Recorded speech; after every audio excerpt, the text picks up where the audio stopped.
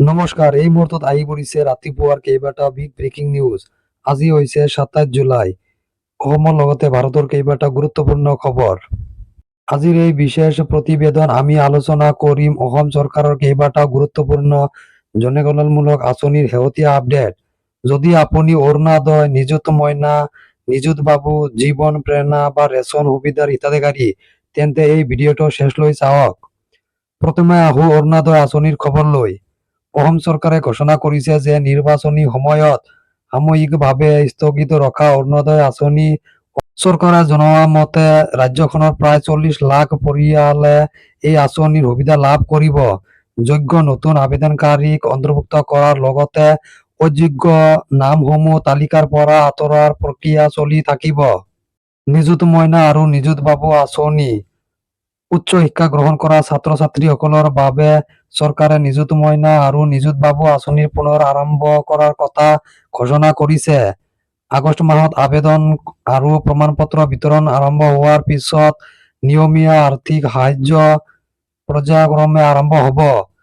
এই আঁচনিসমূহৰ জৰিয়তে লাখ লাখ শিক্ষাৰ্থীয়ে ইতিমধ্যে লাভান্বিত। চাকৰি বিচাৰি থকা স্নাতক যুৱক-যুৱতীসকলৰ বাবে থকা জীৱন প্ৰেৰণা আঁচনিও পুনৰ আৰম্ভ কৰাৰ সিদ্ধান্ত লোৱা হৈছে।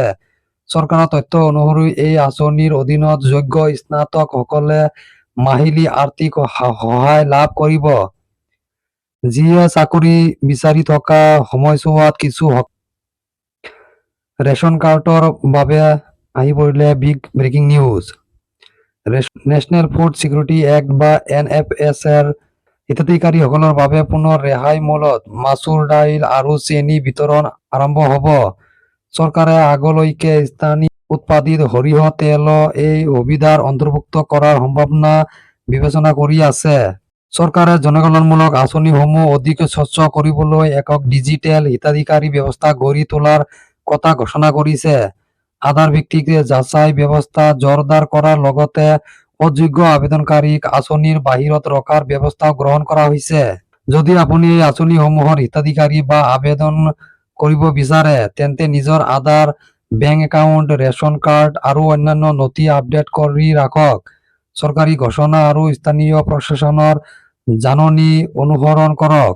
এই আছিল অসম চৰকাৰৰ জনকল্যাণমূলক আঁচনিসমূহৰ শেহতীয়া আপডেট। এই তথ্য আপোনাৰ বাবে উপযোগী হ'লে ভিডিঅ'টো লাইক কৰক, শ্বেয়াৰ কৰক আৰু আমাৰ চেনেলটো ছাবস্ক্ৰাইব কৰক। ধন্যবাদ।